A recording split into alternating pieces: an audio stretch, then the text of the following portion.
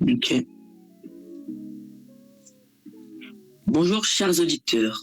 Aujourd'hui, dans notre numéro de Paris Mag, nous allons parler de l'aire urbaine de Paris, un espace immense qui regroupe près de 13 millions d'habitants et tenter de répondre à la question suivante: comment la ville de Paris est amenée à évoluer?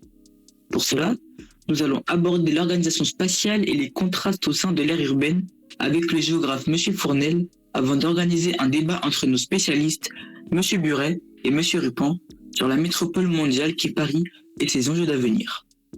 J'accueille le géographe M. Fournel. Bonjour Ayad. Le cœur de l'aire urbaine, c'est Paris. Un espace très dense où se concentrent des fonctions de commandement majeures, politiques avec l'Élysée, économiques avec les sièges sociaux, mais aussi culturels et scientifiques grâce à ses universités, musées et centres de recherche. À cela s'ajoute une densité exceptionnelle. Paris dépasse 20 000 habitants par kilomètre carré. Cette densité se voit dans la hauteur des immeubles, une occupation des sols presque totale, et entraîne une forte pression sur les logements. Et cela entraîne la périurbanisation? Exactement. C'est même l'une des conséquences de la métropolisation, c'est-à-dire la concentration des activités les plus importantes dans la métropole. Comme Paris attire emploi et services, beaucoup de ménages s'installent plus loin, en Essonne, en Seine-et-Marne, dans le Val d'Oise ou même dans l'Oise, via le mitage urbain. Ces espaces voient apparaître lotissements, zones commerciales et zones d'activité, qui étaient autrefois des espaces agricoles. Cette transformation provoquait de la pollution, mais cette extension crée surtout des mouvements pendulaires massifs. Chaque jour, des centaines de milliers d'habitants se déplacent depuis ces communes pour arriver dans Paris ou la banlieue proche. Donc les flux quotidiens sont très intenses. Oui, les autoroutes A3, A4 et A6 sont saturées aux heures de pointe, et les flux ferroviaires sont énormes. Les lignes de RER transportent plusieurs millions de voyageurs chaque jour. Pour mieux gérer ces mobilités, il existe plusieurs projets, dont celui du TZN2, reliant la préfecture seine-et-marnaise à un grand centre commercial, ou le Grand Paris Express qui développe de nouvelles lignes automatiques afin de relier les banlieues entre elles et réduire les temps de trajet. Merci. On comprend bien comment Paris associe la densité centrale, métropolisation et forte mobilité périurbaine. À noter que vous serez présent lors de la conférence sur la périurbanisation et ses enjeux à l'Université de la Sorbonne le 30 janvier prochain. Pour cette deuxième partie, on s'intéresse au statut mondial de Paris et au projet du Grand Paris. Monsieur Rupan, Paris, est-ce réellement une métropole de rang international? Oui, Paris est une métropole mondiale majeure. Elle concentre un pouvoir économique énorme.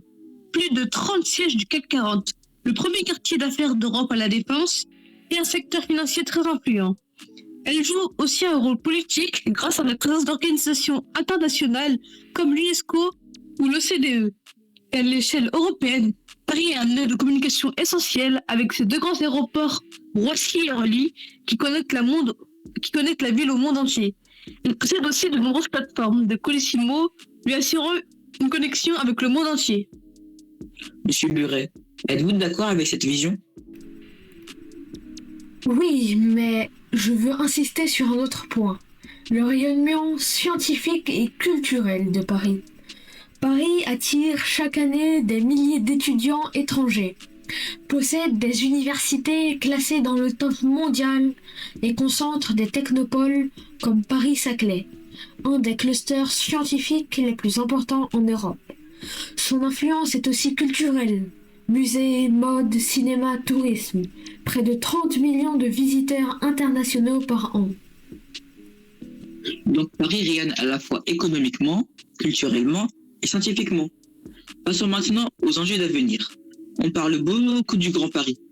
Quel est l'intérêt de ce projet, Monsieur Buret? Le Grand Paris vise à mieux organiser la métropole. Le territoire sera aménagé et de grandes villes comme Le Havre, Strasbourg ou Lyon seront directement reliées à Paris. Cela doit permettre la naissance de nouveaux pôles économiques autour des futures gares, usines, centres commerciaux et ports. Donc, réduire la dépendance au centre et continuant le phénomène de décentralisation. Monsieur Rupan, est-ce que cela suffit pour rééquilibrer la métropole? C'est un pas énorme, mais le défi reste important. L'Est parisien est encore moins favorisé que l'Ouest, que ce soit en emploi, en transport ou en attractivité économique. Le Grand Paris veut justement réduire ces inégalités en créant de nouvelles centralités, Saint-Denis-Pléel, Orly, Noisy-le-Cham ou encore Saclay. Si ça fonctionne, la métropole pourra devenir plus équilibrée, plus accessible et plus compétitive à l'échelle mondiale. Donc les enjeux futurs sont clairs. Moderniser les mobilités, réduire les déséquilibres et maintenir Paris parmi les plus grandes métropoles globales. Merci à tous intervenants pour leur analyse et pour leur très grande aide qui a servi à préparer l'écriture de ce numéro. Merci de nous avoir suivis et à très bientôt pour un nouvel épisode consacré à la région parisienne.